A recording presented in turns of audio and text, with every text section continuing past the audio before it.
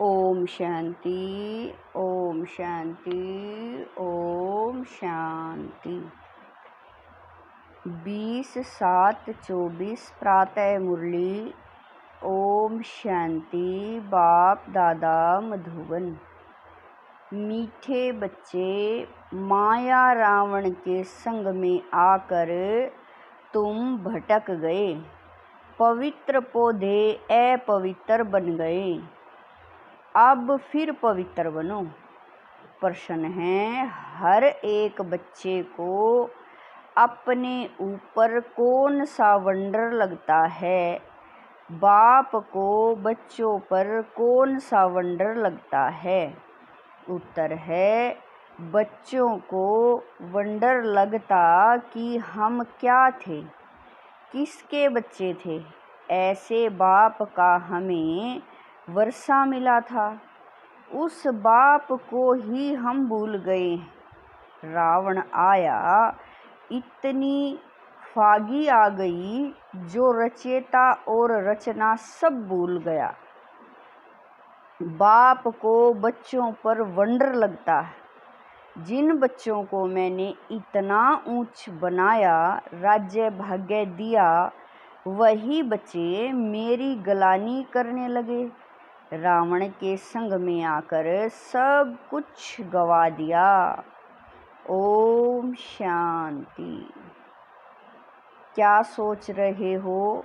नंबरवार पुरुषार्थ अनुसार हर एक की जीव आत्मा अपने अपने ऊपर वंडर खा रही है कि हम क्या थे, किसने बच्चे बाप करे हैं, किसके बच्चे थे। और बरोबर बाप से वर्षा मिला था, फिर कैसे हम भूल गए। हम सतो प्रधान दुनिया में सारे विश्व के मालिक थे, बहुत सुखी थे। फिर हम सीढ़ी उतरे। रावण आया, गोया इतनी फागी आ गई जो रचता और रचना को हम भूल गए। फागी में मनुष्य रास्ता आदि भूल जाते हैं ना, तो हम भी भूल गए हमारा घर कहाँ है, कहाँ के रहने वाले थे। अब बाबा देख रहे हैं हमारे बच्चे, जिन्हें हम आज से 5000 वर्ष पहले राज्य भाग्य देकर गए, बड़े आनंद मौज में थे। यह भूमि फिर क्या हो गई? कैसे रावण के राज्य में आ गए? पराए राज्य में तो जरूर दुख ही मिलेगा। कितने तुम भटके, अंधश्रद्धा में बाप को ढूंढते रहे, परंतु मिले कहाँ। जिसको पत्थर ठिक्कर में डाल दिया तो मिलेगा फिर कैसे। आधा कल्प तुम भटक भटक कर जैसे फा हो गए।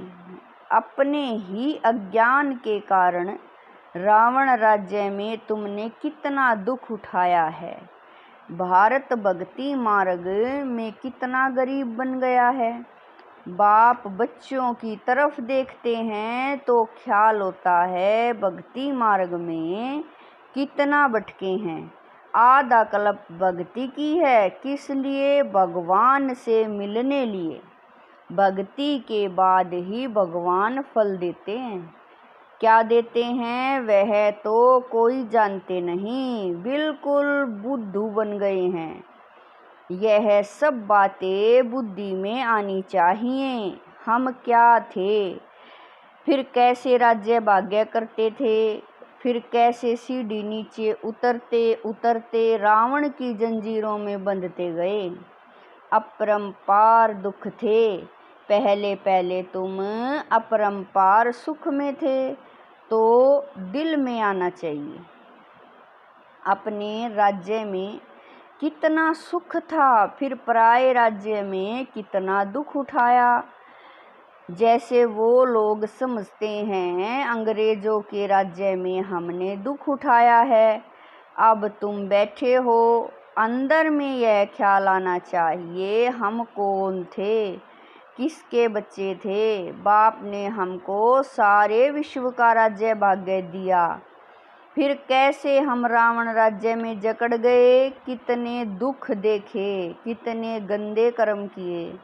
सृष्टि दिन प्रतिदिन गिरती ही गई, मनुष्यों के संस्कार दिन प्रतिदिन क्रिमिनल होते गए। तो बच्चों को स्मृति में आना चाहिए, बाप देखते हैं यह पवित्र पौधे थे, जिसको राज्य भाग्य दिया वह फिर मेरे आक्रूपेशन को ही भूल गए। अब फिर तुम तमो प्रधान से सतो प्रधान बनना चाहते हो तो मुझ बाप को याद करो, तो सब पाप कट जाएं। परंतु याद भी नहीं कर सकते, घड़ी घड़ी कहते हैं बाबा हम भूल जाते हैं। अरे तुम याद नहीं करेंगे तो पाप कैसे कटेंगे। एक तो तुम विकारों में गिर पतित बने और दूसरा फिर बाबा को गाली देने लगे। माया के संग में तुम इतना गिर पड़े जो जिसने तुमको आसमान में चढ़ाया उसको ठिक्कर भीतर में ले गए। माया के संग में तुमने ऐसा काम किया है, बुद्धि में आना चाहिए ना, एकदम पत्थर बुद्धि तो नहीं बनना चाहिए। बाप रोज रोज कहते हैं मैं फर्स्ट क्लास पॉइंट तुमको सुनाता हूँ। जैसे बॉम्बे में संगठन हुआ तो उसमें बतला सकते हैं कि बाप कहते हैं हे भारतवासियों, तुमको हमने राज्य भाग्य दिया, तुम देवताएं हेवन में थे, फिर तुम रावण राज्य में कैसे आई। यह भी ड्रामा में पार्ट है। तुम रचता और रचना के आदि मध्य अंत को समझो, तब ऊंच पद पा सको। और मेरे को याद करो तो तुम्हारे विक्रम विनाश हो। यहाँ भले सब बैठे हैं, फिर भी किसी की बुद्धि कहाँ किसकी कहाँ है। बुद्धि में आना चाहिए हम कहाँ थे। अब हम पराये रावण राज्य में आकर पड़े हैं तो कितने दुखी हुए हैं। हम शिवालय में तो बहुत सुखी थे, अब बाप आए हैं वेश्यालय से निकालने तो भी निकलते ही नहीं। बाप कहते हैं तुम शिवालय चलेंगे, फिर वहाँ यह विष नहीं मिलेगा, यहाँ का गंदा खान पान नहीं मिलेगा। यह तो विश्व के मालिक थे ना, फिर यह कहाँ गए। फिर से अपना राज्य भाग्य ले रहे हैं। कितना सहज है यह, तो बाप समझाते हैं सब सेंसेबल नहीं होंगे। बाबा कह रहे हैं यह तो बाप समझाते हैं कि सब सर्विसेबल नहीं होंगे। नंबरवार राजधानी स्थापन करनी है, जैसे 5000 वर्ष पहले की थी। सतो प्रधान बनना है। बाप कहते हैं यह है तमो प्रधान पुरानी दुनिया।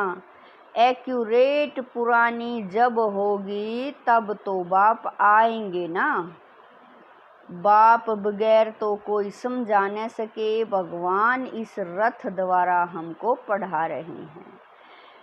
यह याद रहे तो भी बुद्धि में ज्ञान हो, फिर औरों को बताकर आप समान भी बनाएं। बाप समझाते हैं पहले तो तुम्हारे क्रिमिनल कैरेक्टर्स थे जो मुश्किल सुधरते हैं। आँखों की क्रिमिनलिटी निकलती नहीं है। एक तो काम की क्रिमिनलिटी वह मुश्किल छूटती है, फिर साथ में 5 विकार हैं। क्रोध की क्रिमिनलिटी भी कितनी है, बैठे बैठे भूत आ जाता है। यह बड़ी क्रिमिनलिटी हुई, सिविलाइज्ड तो हुए नहीं। नतीजा क्या होगा, 100 गुना पाप चढ़ जाएगा। घड़ी घड़ी क्रोध करते रहेंगे। बाप समझाते हैं तुम अभी रावण राज्य में तो नहीं होना, तुम तो ईश्वर के पास बैठे हुए हो। तो इन विकारों से छूटने की प्रतिज्ञा करनी है। बाप कहते हैं अब मुझे याद करो, क्रोध मत करो, 5 विकार तुमको आधा कल्प गिराते आए हैं। सबसे ऊंच भी तुम थे, सबसे जास्ती गिरे भी तुम हो। इन 5 भूतों ने तुमको गिराया है। अब शिवालय में जाने के लिए इन विकारों को निकालना है। इस वेश्यालय से दिल हटाते रहो। बाप को याद करो तो अंतमति सो गति हो जाएगी, तुम घर में पहुंच जाएंगे। और कोई यह रास्ता बता नहीं सकते। भगवान वाच, मैंने तो कभी भी कहा नहीं है कि मैं सर्वव्यापी हूँ। मैंने तो राजयोग सिखाया और कहा तुमको विश्व का मालिक बनाता हूँ। फिर वहाँ तो इस नॉलेज की दरकरार ही नहीं रहती है। मनुष्य से देवता बन जाते हैं, तुम वर्षा पा लेते हो। इसमें हठ योग आदि की बात नहीं। अपने को आत्मा समझो, अपने को शरीर क्यों समझते हो? शरीर समझने से फिर ज्ञान उठा नहीं सकते।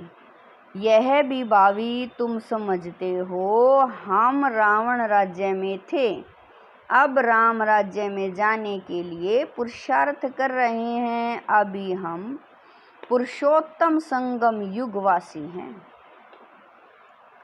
भले गृहस्थ में रहो, इतने सब यहाँ कहाँ रहेंगे। ब्राह्मण बनकर सब कहाँ यहाँ ब्रह्मा के पास भी नहीं रह सकते। बाबा कह रहे हैं ब्राह्मण बनकर सब यहाँ ब्रह्मा के पास भी नहीं रह सकते हैं। रहना भी अपने घर में है और बुद्धि से समझना है हम शूद्र नहीं, हम ब्राह्मण हैं। ब्राह्मणों की चोटी कितनी छोटी है। तो गृहस्थ में रहते शरीर निर्वाह लिए धंधा आदि करते, सिर्फ बाप को याद करो। हम क्या थे, अब हम पराये राज्य में बैठे हैं। कितना हम दुखी थे।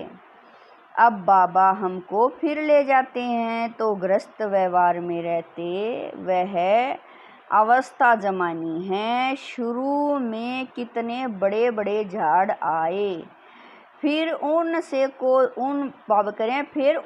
कोई रहे, बाकी चले गए। तुम्हारी बुद्धि में है। हम अपने राज्य में थे, फिर अभी कहाँ आकर पड़े हैं। फिर अपने राज्य में जाते हैं। तुम लिखते हो, कहते हो बाबा फलाना बहुत अच्छा रेगुलर था, फिर आते नहीं आते हैं तो गोया विकार में गिरे, फिर ज्ञान की धारणा हो न सके। उन्नति के बदले गिरते गिरते पाई पैसे का पद पा लेंगे। कहाँ राजा, कहाँ नीच पद। भले सुख तो वहाँ है ही, परंतु पुरुषार्थ किया जाता है। ऊंच पद पाने का बड़ा मर्तबा कौन पा सकते हैं, यह तो सभी समझ सकते हैं। अभी सब पुरुषार्थ कर रहे हैं। किंग महेंद्र भोपाल के भी पुरुषार्थ कर रहा है।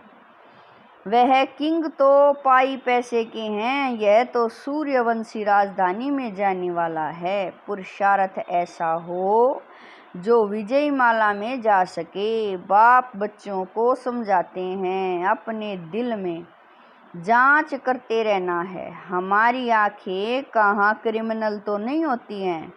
अगर सिविलाइज हो जाएं तो बाकी क्या चाहिए। भले विकार में नहीं जाएंगे, परंतु कुछ न कुछ आंखें धोखा देती रहती हैं। नंबर 1 है काम। क्रिमिनल आई बड़ी खराब है, इसीलिए नाम ही है क्रिमिनल आइज्ड। सिविल आइज्ड बेहद का बाप बच्चों को जानते तो है ना। यह क्या कर्म करते हैं, कितनी सर्विस करते हैं। फलाने की क्रिमिनल आइज अभी तक गई नहीं।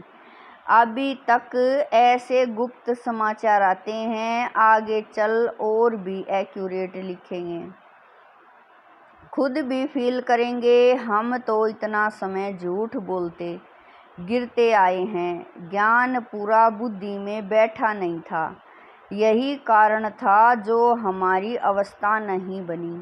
बाप से हम छिपाते थे, ऐसे बहुत छिपाते हैं।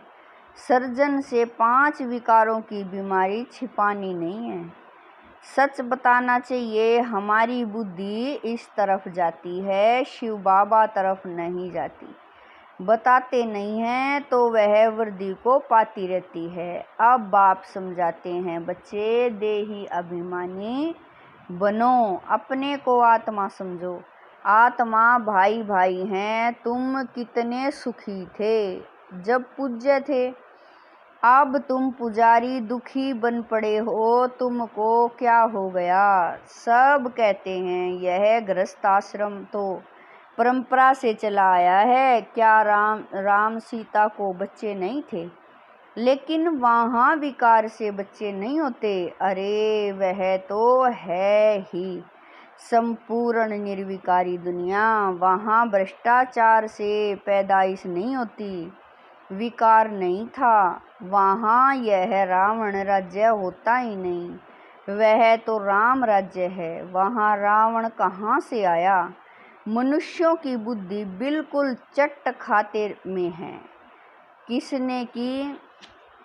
मैंने तुमको सतो प्रधान बनाया था, तुम्हारा बेड़ा पार किया था। फिर तुमको तमो प्रधान किसने बनाया? रावण ने। यह भी तुम भूल गए हो। कहते हैं यह तो परंपरा से चला आता है। अरे परंपरा कब से? कोई हिसाब तो बताओ। कुछ भी समझते नहीं। बाप कहते हैं तुमको कितना राज्य भाग्य देकर गए। तुम भारतवासी बहुत ही खुशी में थे और कोई था ही नहीं। क्रिश्चियन भी कहते हैं पैराडाइज था। चित्र भी देवताओं के हैं, उनसे कोई पुरानी चीज तो है नहीं। पुरानी ते पुरानी यह लक्ष्मी नारायण होंगे या इनों की कोई वस्तु होगी। सबसे पुराने ते पुराना है श्री कृष्ण। नए से नया भी श्री कृष्ण था। पुराना क्यों कहते? क्योंकि पास्ट हो गया ना। तुम ही गोरे थे फिर सांवरे बने। सांवरे कृष्ण को भी देख कर बड़ा खुश होते हैं। झूले में भी सांवरे को झुलाएंगे। उनको क्या पता कि गोरा कब था। कृष्ण को कितना प्यार करते हैं। राधे ने क्या किया? बाबा कह रहे हैं राधे ने क्या किया? बाप कहते हैं तुम यहाँ सत्य के संग में बैठे हो, बाहर कुसंग में जाने से फिर भूल जाते हो। माया बड़ी प्रबल है, गज को ग्रहा हफ कर लेते हैं। ऐसे भी हैं अभी भागे की भागे। थोड़ा भी अपना अहंकार आने से और ही सत्यानाश कर लेते हैं। बेहद का बाप तो समझाते रहेंगे, इसमें फंक नहीं होना चाहिए। बाबा ने ऐसे क्यों कहा? हमारी इज्जत गई। अरे इज्जत तो रावण राज्य में चट हो ही गई है। देह अभिमान में आने से अपना ही नुकसान कर देंगे।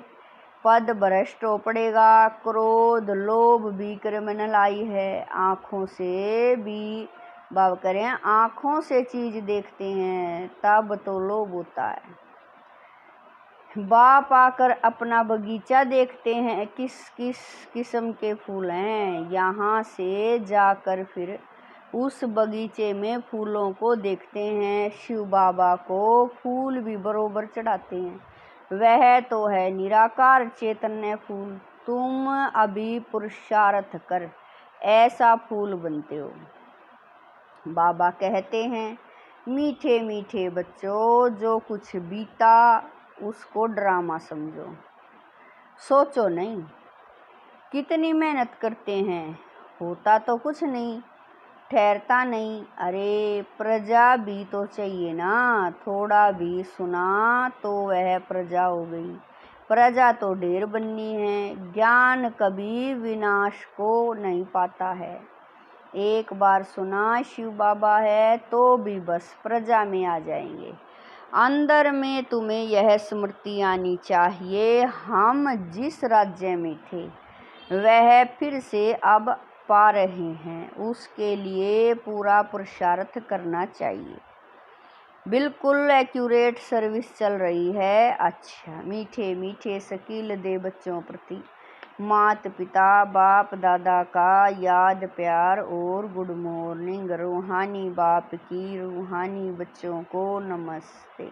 हम रूहानी बच्चों की रूहानी मात पिता बाप दादा को दिलवा जान शिकवा प्रेम से याद प्यार गुड मॉर्निंग नमस्ते ओम शांति। मेरे बाबा मीठे बाबा प्यारे बाबा लाख लाख शुक्रिया मेरे बाबा। धारणा के लिए मुख्य सार है। नंबर 1, शिवालय में जाने के लिए इन विकारों को निकालना है। इस वेश्यालय से दिल हटाते जाना है। शूद्रों के संग से किनारा कर लेना है। नंबर 2, जो कुछ बीता उसे ड्रामा समझ कोई भी विचार नहीं करना। अहंकार में कभी नहीं आना है। कभी शिक्षा मिलने पर फंक नहीं होना है। वरदान है, खुशियों के खजाने से संपन्न बन दुखी आत्माओं को खुशी का दान देने वाले पुण्य आत्मा भव। वरदान है, खुशियों के खजाने से संपन्न बन दुखी आत्माओं को खुशी का दान देने वाले पुण्य आत्मा भव। इस समय दुनिया में हर समय का दुख है और आपके पास हर समय की खुशी है, तो दुखी आत्माओं को खुशी देना यह सबसे बड़े से बड़ा पुण्य है। दुनिया वाले खुशी के लिए कितना समय संपत्ति खर्च करते हैं और आपको सहज अविनाशी खुशी का खजाना मिल गया। अब सिर्फ जो मिला है उसे बांटते जाओ। बांटना माना बढ़ना। जो भी संबंध में आए वह अनुभव करे कि इनको कोई श्रेष्ठ प्राप्ति हुई है जिसकी खुशी है। स्लोगन है, अनुभवी आत्मा कभी भी किसी बात से धोखा नहीं खा सकती, वह सदा विजयी रहती है। स्लोगन है, अनुभवी आत्मा कभी भी किसी बात से धोखा नहीं खा सकती, वह सदा विजयी रहती है। ओम शांति।